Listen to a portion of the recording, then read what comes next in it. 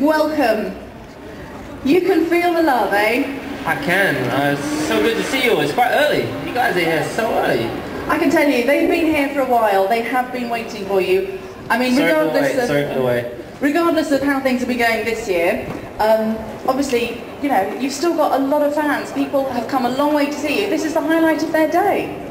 Well, it's been pretty amazing, actually. You know, this year has been, clearly it's been a real tough year for us all. And but I think when I got to Silverstone and got to see so many people still waving the flags, wearing the tops and the caps and everything, I was so proud just to be there. And I gave my all, and even though we didn't really get a great result, you know, that's what it's all about, going out and giving it your all. And I know at some stage we'll get back up the top.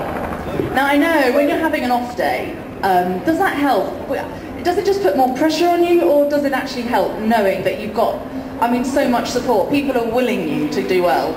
No, it's what carries you through the year. You know, when I love racing clearly, but it gets very, very tough when you're out there, and especially when you're not winning. I live to win, so when you're not doing that, it's very tough. But when you see how much support you have, and you see how much it affects, it's pretty much we're all on that journey together.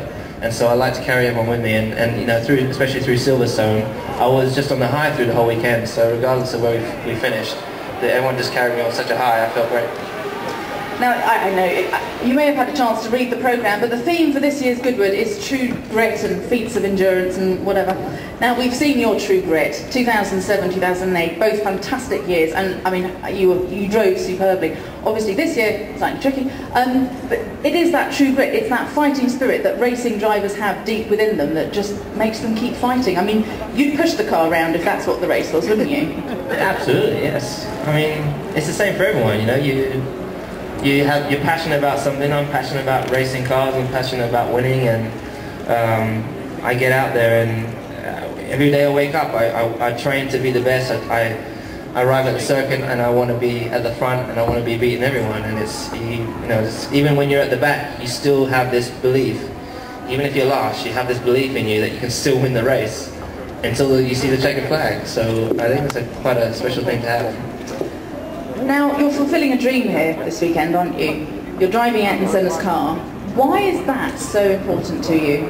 Well, I have to let you guys down and let you know that I'm actually not driving Ayrton Senna's car. I've been very, very much looking forward to driving it, you know, because you know, Ayrton was my hero, and I remember watching Formula 1 years and years ago when I first started watching, and I wanted to drive, and I saw Ayrton in the MP4, and this is a car I always wanted to drive. I wanted to be him in that car driving, and they said that I could come here this weekend and be able to drive it, but someone broke it. So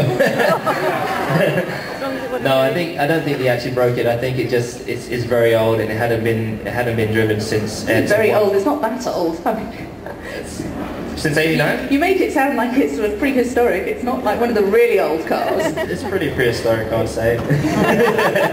No, it was old, and it hadn't been driven since that day, since the last time he won. So they drove it Friday and Saturday, and it broke. So the gearbox broke, so I'm not able to drive it. But I said, even if you just push me down the hill, I'll roll down to the bottom and I'll enjoy it. Oh, good for you. Is Ayrton, when you were growing up and Ayrton was at the height of his career, is he who you modelled yourself on?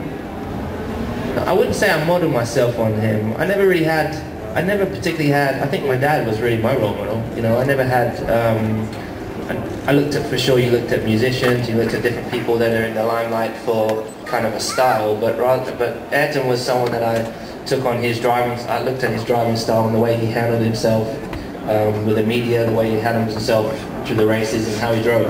That's what I got from him, you know, so I thought he was the coolest driver of all time, so I kind of wanted to emulate him in that sense.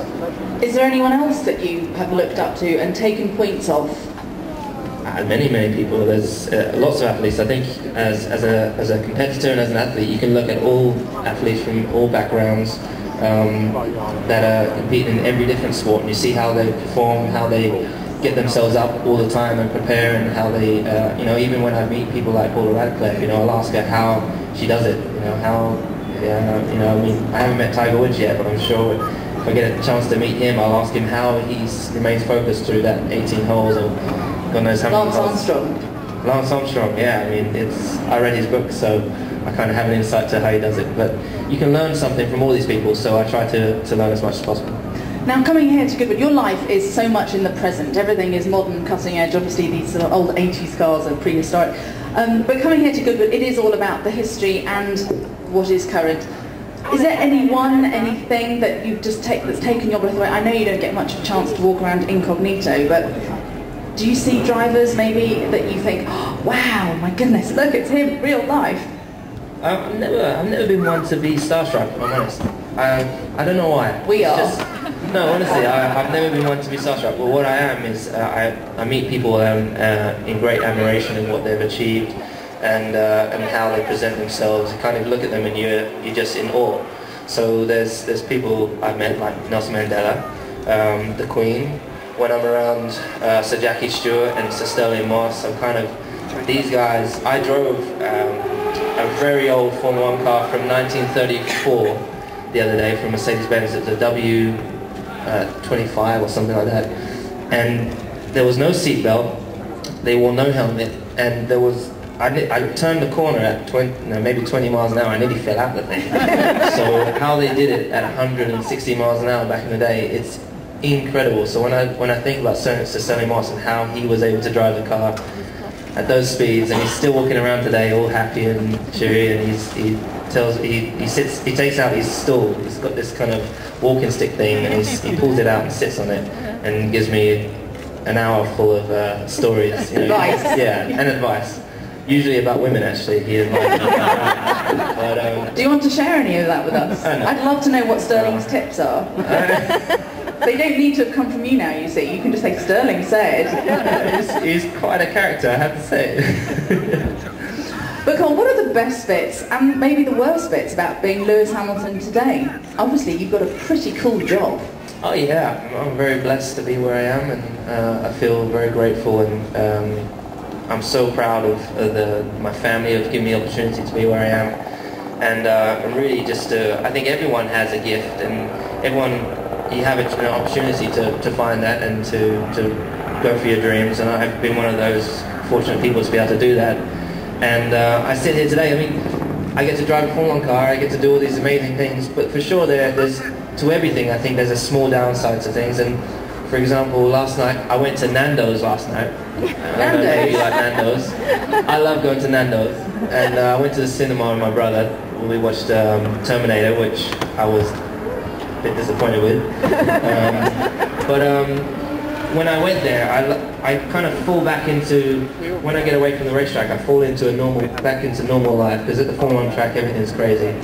And then you fall back into being a normal person, and then you go to a restaurant, for example, and you can feel eyes on you, burning in the back of your skull. And you know, you'll be halfway through your chicken or put some rice in your mouth and someone will ask for, you know, so that's the only, I appreciate it, but sometimes it kind of gets in your way every now and then. But I think it's just, I remember when I was younger and I was going up to people like David Coulthard, and I wanted to get his autograph, so I completely understand exactly how people are, so I respect it.